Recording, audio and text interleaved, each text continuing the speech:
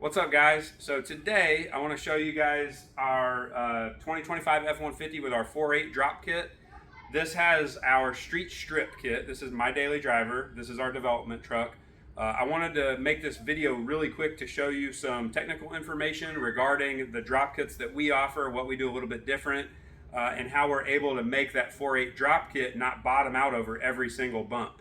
Our engineer is filming this, Chase, and he has worked diligently, and so has Derek, our assembly technician. We have tested this truck. We've all driven it daily. We've all adjusted shock settings. We've made changes to the truck. So I'm going to dive in and I'm going to show you a couple things, and then when we put it up in the air, I'll show you the UMI upper control arms and the adjusters on where we have them set on this truck. We're running about, I like a lot of negative camber in the front, but we're running about a negative 3/4 of a degree, right, Chase?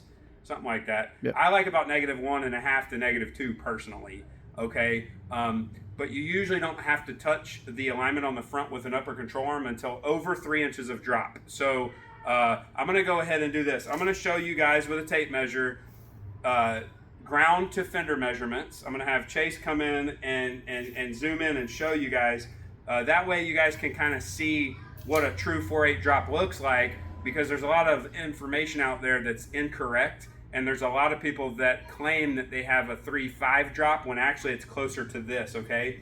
Our tire sizes are pretty close to stock, but I'm gonna show you the proper way to measure, which is going from the middle of the wheel to the fender. You always want to do that to take out factors such as tire pressure that's off and things of that nature. So let's check the ride height real quick, and we'll show you on this truck where we're sitting on the front.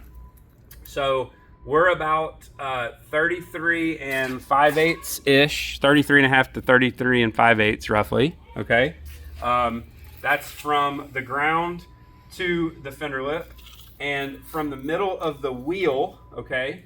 This is going to be like if you're somebody out there that has a Mickey Thompson setup on your car right now, this is going to, or on your truck, this is what, like with Weld racing wheels, this is what you're going to use, because your tire height might not match this right here. Okay, so from the center of that wheel to the fender, we're at 18 inches roughly. Plus or minus an eighth or, 16th. So now let's go back. We were at 33.5.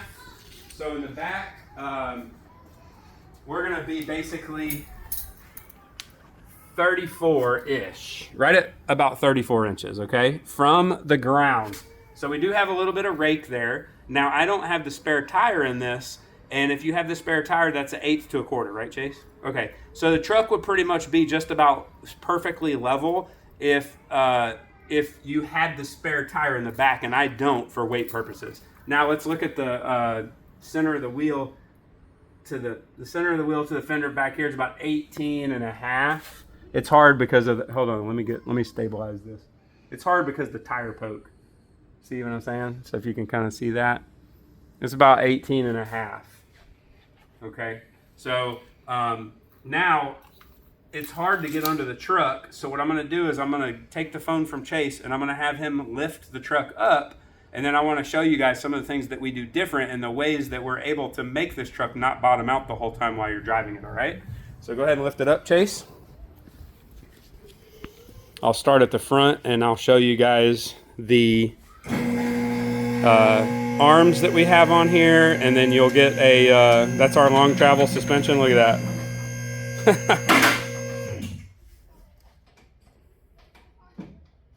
I think you're good.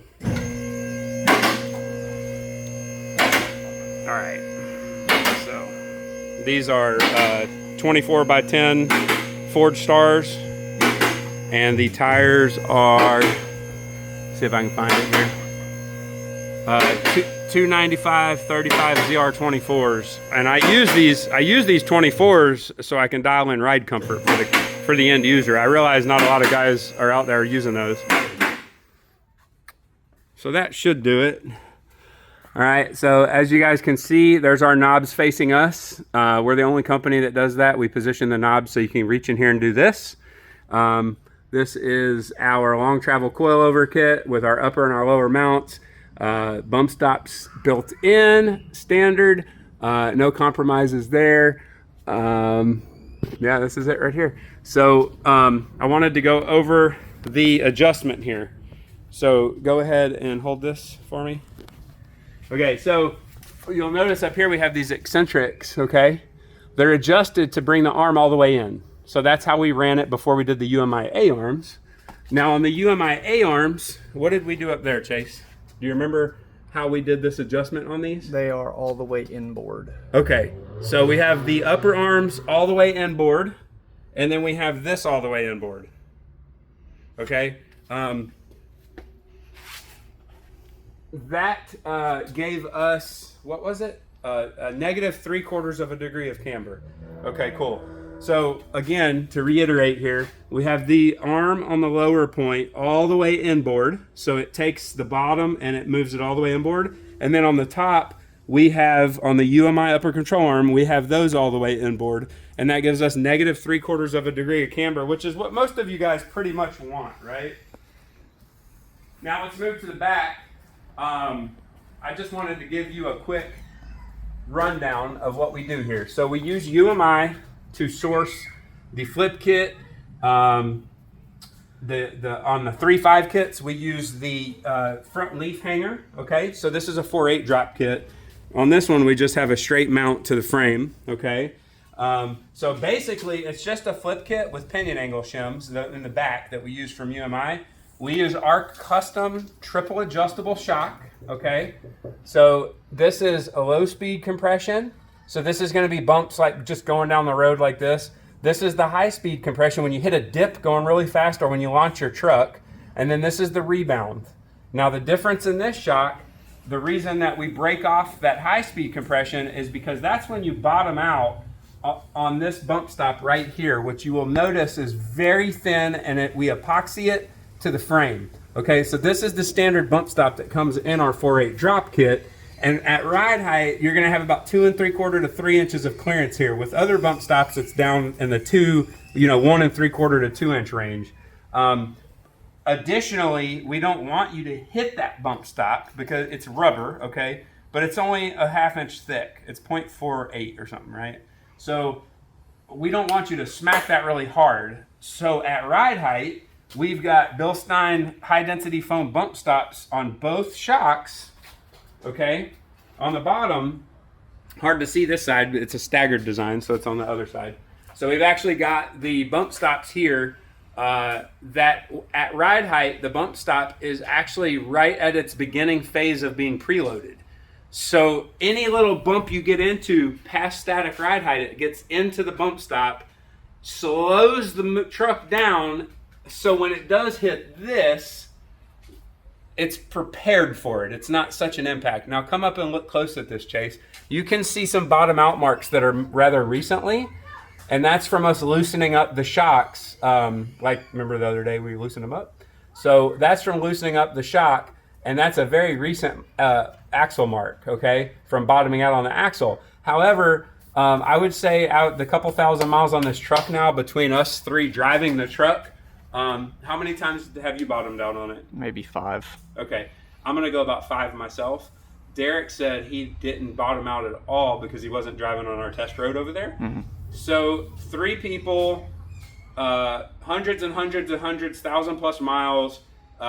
We've seen probably 10 to 15 bottom out occurrences, being very overly conservative there. I think I've never bottomed this truck out. I've never, and you know when it hits, boom. I've never done it without knowing I was going to do it. That's what I can say. Like, just driving and being careful with bumps, every time I've ever hit it, it's like I knew it was coming. I'm like, okay, I could have moved, but let's see if it bottoms out here. Okay, so that's about it, guys. This is our 4.8 drop. At the 4.8 drop level, we do recommend upper control arms in the front. You guys have probably seen me on the forums. I have mentioned that I just don't ever recommend upper control arms. That's because most of our customers do 3.5 drops. And when you're in the 3.5 drop zone, you just don't need an adjustable upper control arm. You just run some negative camber like a sports car, and then that's it. So, like I said, this is a 4.8 drop. We have a custom triple adjustable shock in the back. We've got our custom bump stop system. It's a progressive bump stop system using Bilstein high density foam with our custom rubber design epoxied. Why do we epoxy it to the frame? Because if you bolt it to the frame, you got a bolt head, and then that's reduced clearance. So our theory is we don't want any bolts right there in the frame. We want the full travel all the way up to the frame with our bump stop system. On the front, it's the long travel KellTrac stuff we've been doing for years now. It's what got us in the game. It's what got us popular. As you saw when we lifted it up, and go ahead and show them that travel real quick. Go around there. As you can see, that's our long travel setup that travels as much or more than a factory setup. We don't go short and stiff. We go keep it the same and tall and soft spring. Maximum weight transfer, no front tire wheel hop, no busting CVs, none of that stuff. Our trucks leave smooth and they ride better than stock. So thank you guys that are supporting us. Thank you guys that are buying our kits. We've got some really cool stuff in the works. I hope to bring it to you guys in Q3 of this year.